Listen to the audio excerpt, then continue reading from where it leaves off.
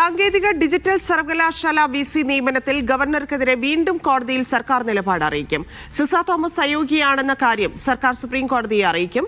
KTU minutes രേഖകൾ മോഷണം പോയ കേസിലെ പ്രതിയാണ് സിസ എന്നും സർക്കാർ അഭിഭാഷകൻ വഴിയാകും സുപ്രീം കോടതിയിൽ വിവരങ്ങൾ ധരിപ്പിക്കുക. KTU വിസിയായി സിസ തോമസിനെ നിയമിക്കുമെന്ന് ഗവർണർ സുപ്രീം കോടതിയെ അറിയിച്ച സാഹചര്യത്തിലാണ് സർക്കാരിന്റെ നീക്കം.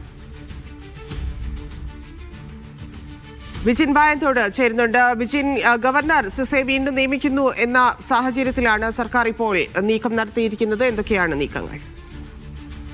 തന്നെ ഇക്കാര്യം നിലവിൽ സർക്കാർ സുപ്രീം കോടതിയിൽ ചൂണ്ടിക്കാട്ടി കഴിഞ്ഞു. അതിലാണ് കനത്ത വിമർശനം, അന്ത്യശാസനമൊക്കെ സുപ്രീം കോടതിയുടെ ഭാഗത്തു നിന്ന് ഇപ്പോൾ ഉണ്ടായിട്ടുള്ളത്.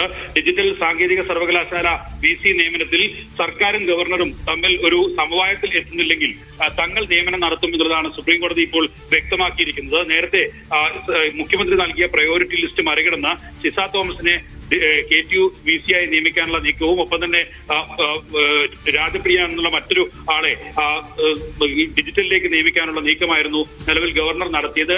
അങ്ങനെ ഒരു കാരണം കാണിച്ചുകൊണ്ട് ഇവരെ നിയമിക്കുകയാണെന്ന് കാണിച്ചുകൊണ്ട് സുപ്രീം കോടതിയിൽ അറിയിപ്പ് നൽകുകയും ചെയ്തിരുന്നു. അതിനെതിരെയാണ് ഇപ്പോൾ സുപ്രീം കോടതി വലിയ വിമർശനം ഉയർത്തിയിട്ടുള്ളത്. നേരത്തെ മുഖ്യമന്ത്രിയും വ്യക്തമാക്കിയത് ഗവർണർ സുപ്രീം കോടതിയെ മറികടന്നുള്ള നടപടിയാണ് സ്വീകരിക്കുന്നത്. ഇനി സുപ്രീം കോടതി ഇക്കാര്യത്തിൽ തീരുമാനമെടുക്കട്ടെ എന്നുള്ളതാണ്. നേരത്തെ വന്ന ജസ്റ്റിസ് ദുലിയെ നിയോഗിച്ചുകൊണ്ട് സെർച്ച് കമ്മിറ്റി നിയോഗിക്കുകയും ആ സെർച്ച് കമ്മിറ്റി നൽകിയ ലിസ്റ്റിൽ നിന്നാണ് മുഖ്യമന്ത്രി പ്രയോറിറ്റി നിശ്ചയിച്ച് ഗവർണർക്ക് നൽകിയിരുന്നത്. എന്നാൽ ഇത് അംഗീകരിക്കാതെയാണ് ഗവർണർ സ്വന്തം നിലയ്ക്കുള്ള തീരുമാനത്തിലേക്ക് ഇപ്പോൾ കടന്നത്. അതിനെയാണ് സുപ്രീം കോടതി നിശ്ചിതമായ വിമർശനം ഉന്നയിച്ചിരിക്കുന്നത്. ശരി വിജയൻ.